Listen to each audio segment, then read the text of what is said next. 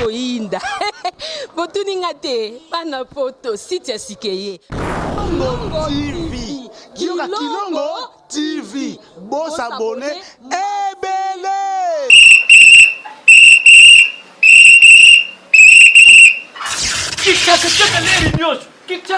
Mopepa sika tolima mopepa kalate mikolo solingi osabone obetika point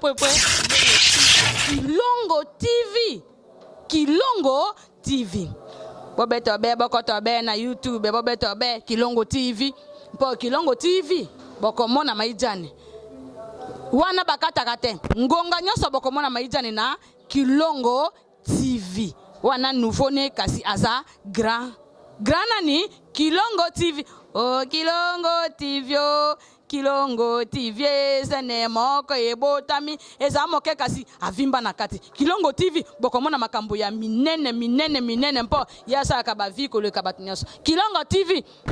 Bisous, bye.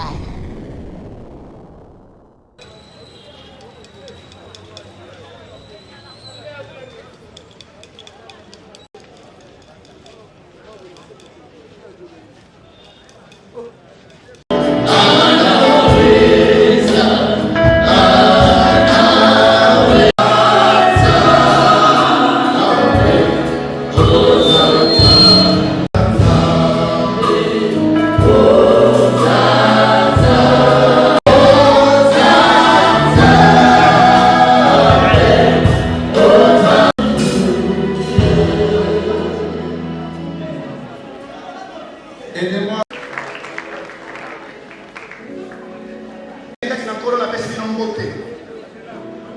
Bonjour. Mbote na biso. Tolingi boye kolendisa libota pe ligomba pe na sali penza munganga. Yebita totuna moninga na yo ozali na bakilo boni. Tellement. Mingi penza tango liwa esi la façon de réagir. Même si celui qui est en nous est plus fort que celui qui est en nous.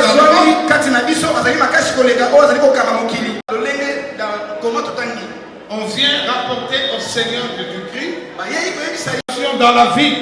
Il y a beaucoup de spéculations dans les réseaux sociaux. Lorsqu'une personne décède, de quoi est-elle ou est-il mort? Qui l'a tué? C'est toujours comme ça.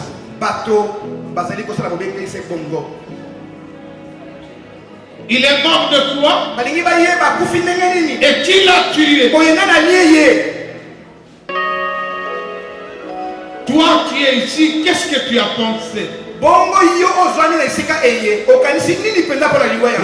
bien ton voisin, tu as pensé à quoi?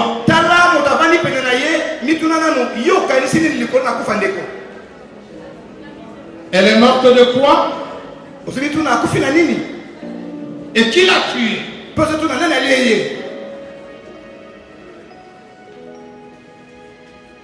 C'est pourquoi le Seigneur dit: vous croyez que ceux qui sont morts de cette manière sont plus coupables? Et le Seigneur surenchérit et dit: la tour de Siloé a tué 18 personnes.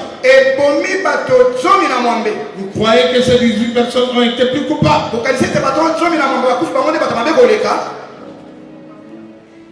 Mais je vous dis, si vous ne changez pas, mais vous mourrez aussi.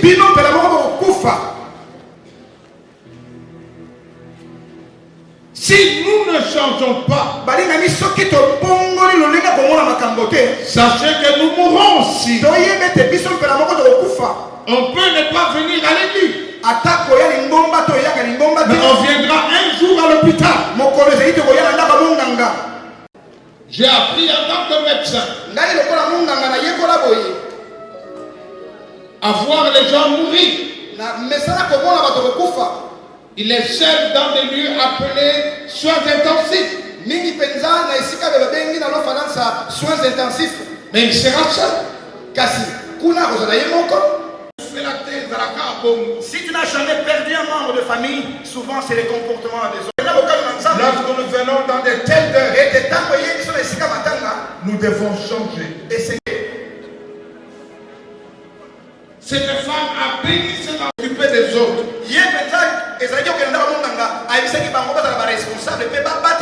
Cette femme n'a pas dit elle n'a pas dit. Il y avait sa tante épouse de Clopas. Il y avait une autre femme. Celle-là qui a été délivrée de beaucoup de démons. Marie de Magdala. S'adressant à sa mère. Femme, voici ton fils. Et il désignait Jean. Ce n'était pas le fils biologique. Mais pour Dieu, c'était le fils. Il dit à Jean, voici ta mère. Et la Bible dit, depuis ce jour-là, Jean prit Marie dans sa maison. Mais Marie avait d'autres enfants. C'est pour dire que la notion de famille, avant que Christ ne meure, il s'est exprimé. Femme ne pleure plus. Tu as un fils là. Ce n'est pas un fils qui est né de toi. Je te donne ce fils.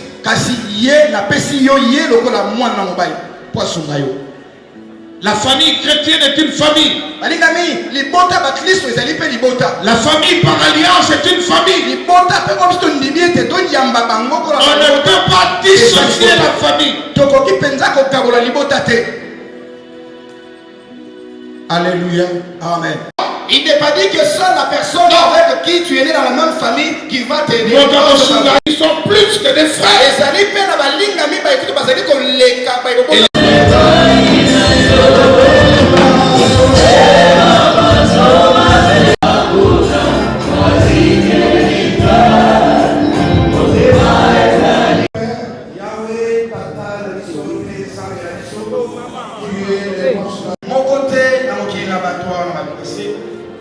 Reste véritablement orphelin. Nous venons de prier pour les veufs. Et nous venons de prier pour les orphelins. Nous savons qu'ils sont à l'église. Tu ne les abandonneras point. Ils vont grandir, ils vont étudier. Ils vont se marier, ils vont travailler. Qu'il en soit ainsi. Aucune parole contraire à la tienne ne peut déstabiliser cette famille. Ni un enfant. Tu béniras les enfants de nos enfants. Tu te souviendras des enfants de tes serviteurs. Console-les et bénis-les.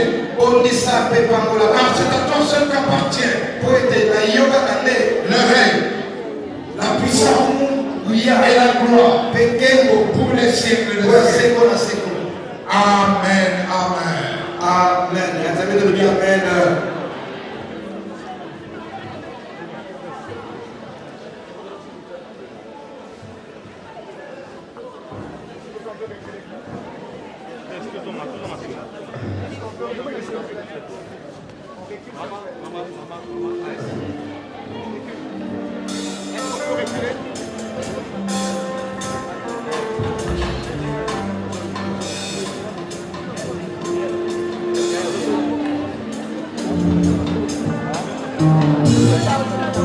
Nous invitons les deux familles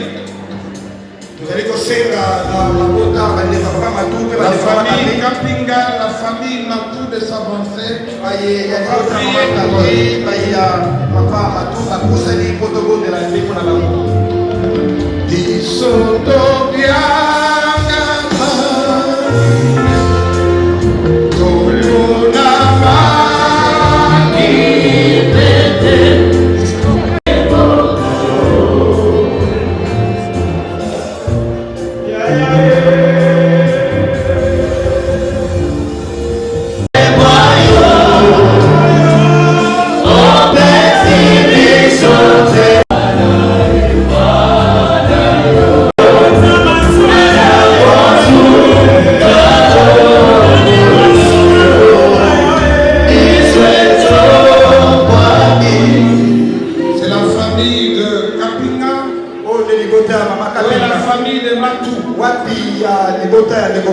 La grande famille est là.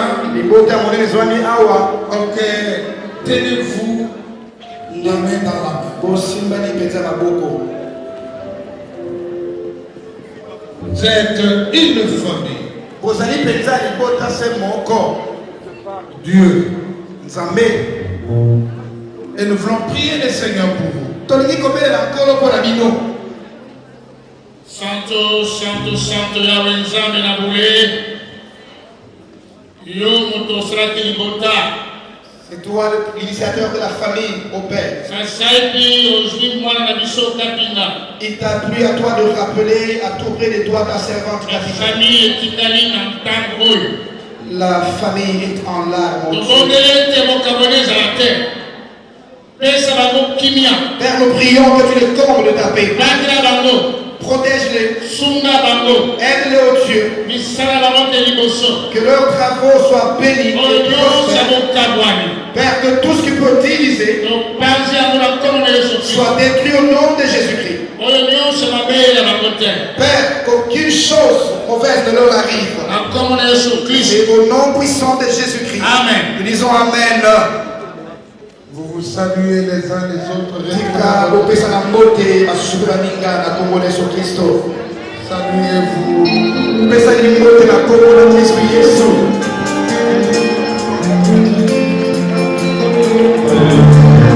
Acclamons le Seigneur, la femme de Dieu.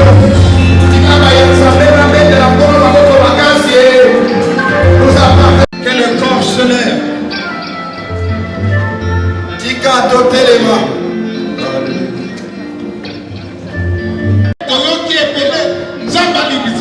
Bien-aimés, nous avons beaucoup entendu et nos pensées étaient divergentes.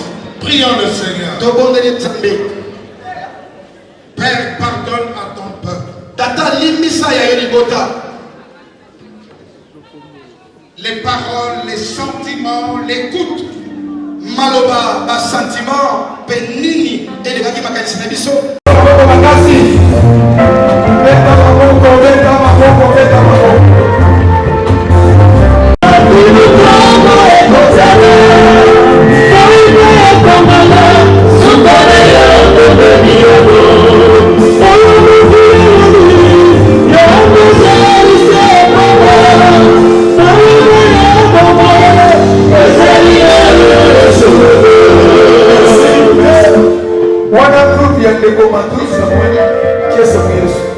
Nous voulons appeler le frère Patrice, il va venir pour chanter un cantique.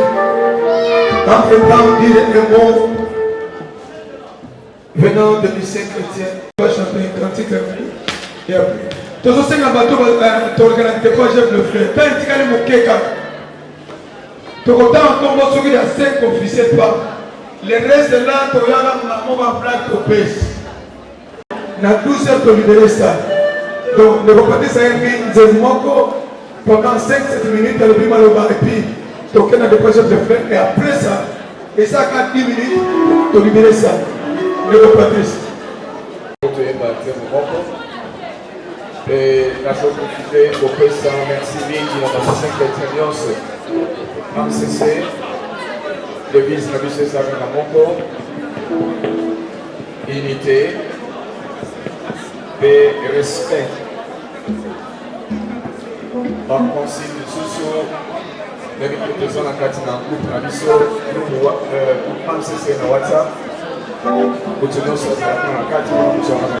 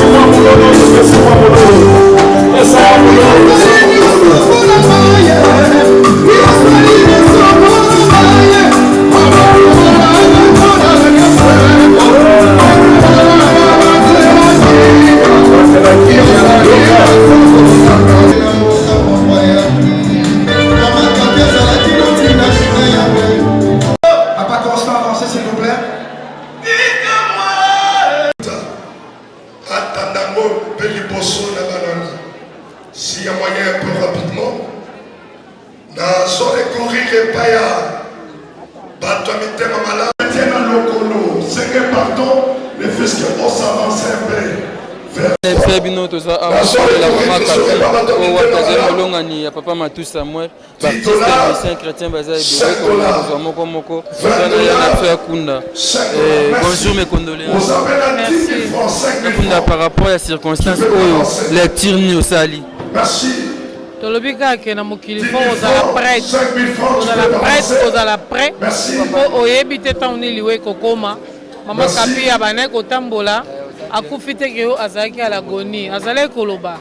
même ntina suka ntango azokufa azoyebisa matusa me abi sois fort koloba ke azalaki ata peme ezalaki me azalaki koloba eloko nakoloba kaka ke eloko nakosala kwa lecture koloba ke nous soyons prêts à tout moment.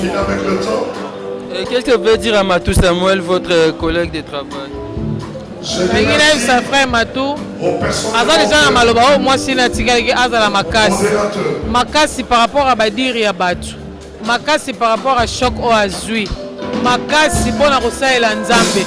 Soki lelo mokili eningani eza mpo Matou asalelaka nzambe, alors azala makasi asalela nzambe ya solo azolela lokola mokristo, mais soutien na biso eza ke tosoutenir yeye azala makasi kaka na nzambe akangama mpe na nzambe. Moïse Matuta, papa Moïse, bonjour, mes condoléances. Merci beaucoup. Lectine Osali na liwa Mama Kapi. Je crois que vite le magasin vient de la voiture ou ça taxi. Parce que na kati mutakitaka na rena ye wakiti na rena yakiti na rena ye ya rena yakiti bamso bazo continuer. Notre bagazamba pesa kibiso ngamba super comme nega comme ça. Ça c'est bien. Okolo ba papa Matou Samuel nini? On zamba comme ba fortifier a continuer musala na nzambe. Nzambo azana ye atambola na ye. Merci beaucoup. Bonjour, mes condoléances. Bonjour. Quelle lecture ni osali na matanga o ya Mama Kapi na tiki biso? Bon, a ozomona que eza bisika ya kolela oyo akufeli aza grand frère papa Matou Samuel aza papa abana aza grand frère aza papa aza collègue mpona baebele mais mpa na ngai aza grand frère oyo nazwi temps ebele ya kozala na ye koeffectue na ye bavoyage mosusu ensemble kolala na ye hotel moko. Kapi mwasi oye azalaki na ye Kapi c'était inami ya mwa balibandi voir même na ndako na bango Kapi soki bazosambela mpona lelo ngai naza na shok makasi mais nakochange eloko te lokumu ezongaka epa na nzambe.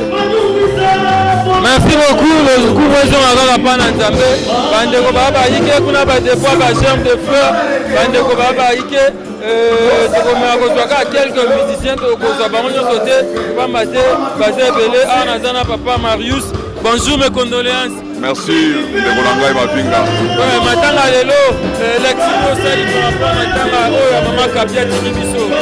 Bon, eza la pasi kobungisa moto oyo bozalaki na ye besoin ake na moment oyo bino bozalaki te akende esalaka toujours pasi mais eza kaka kointerpele biso parce que Bible ezoyesa biso na mokolo ya fete sepela mais na mokolo ya te réfléchis-toi.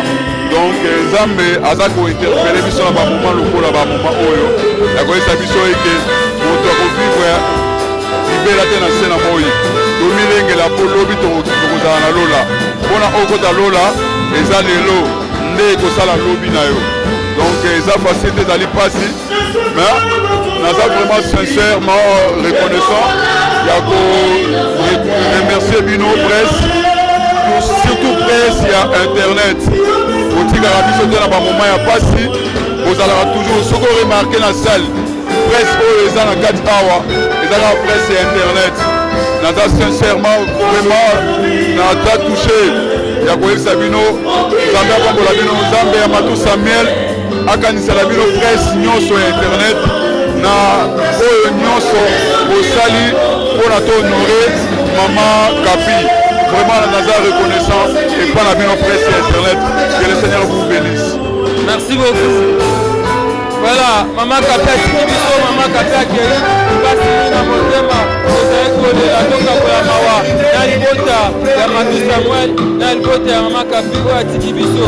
Namoni Mama Kapi atiki bana atiki libota atiki baninga batref baza na place na motema kasi tozotala boni ezokumisa kaka Nzambe oyo akela liso na se toza awa tozokoba rekomandation loko na proposer.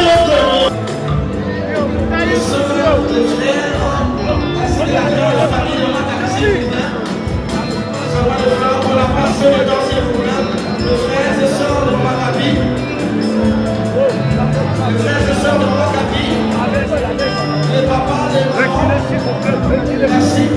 Reste, dégagez l'espace, s'il vous plaît.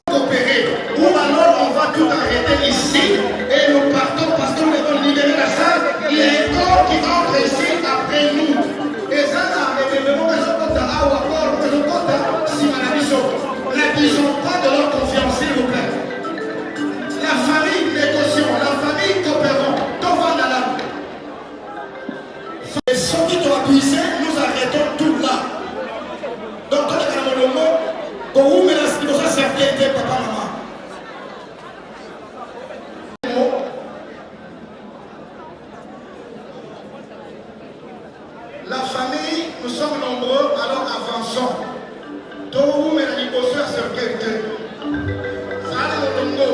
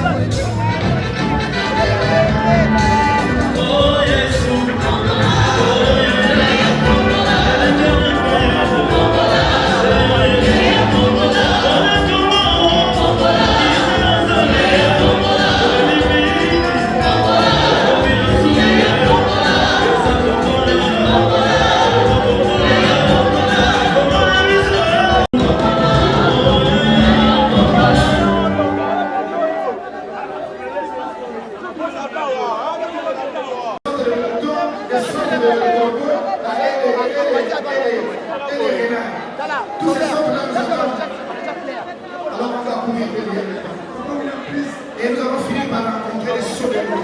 C'est pas trop de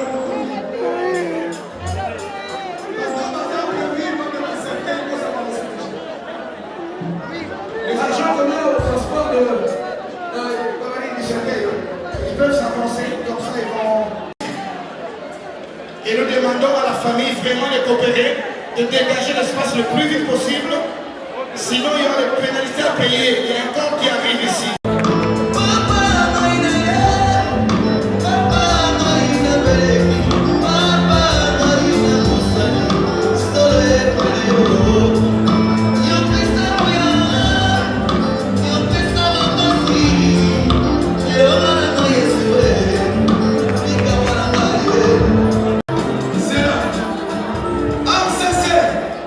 Faites vite s'il vous plaît, donc on a déposé déjà le plan comme ça.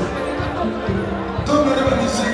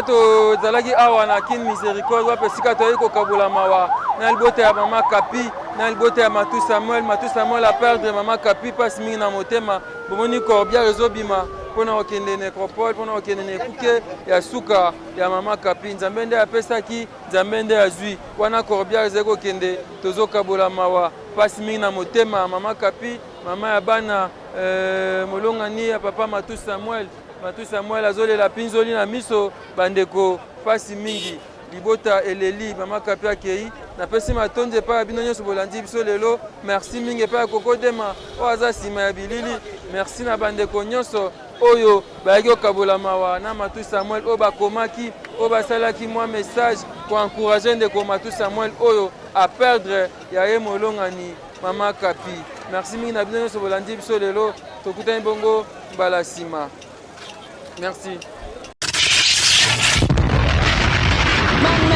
Potozea koinda botuninga te bana poto site ya sikeye Kilongo TV Kilongo TV Boss abonné ebele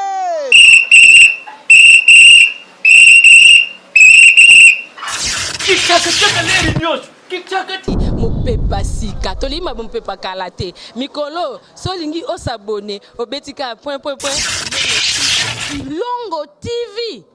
Kilongo TV bobeto be bokoto be na YouTube bobeto be Kilongo TV mpo Kilongo TV bokomona maijane wana bakataka te ngonga nyonso bokomona maijane na Kilongo TV wana nouveau ne kasi aza grand nani Kilongo TV oh Kilongo TV oh Kilongo TV zene moko ebotami eza moke kasi avimba na kati Kilongo TV bokomona makambo ya minene mpo yasa ka ba vie ko le kabat nyonso Kilongo TV bisous bye.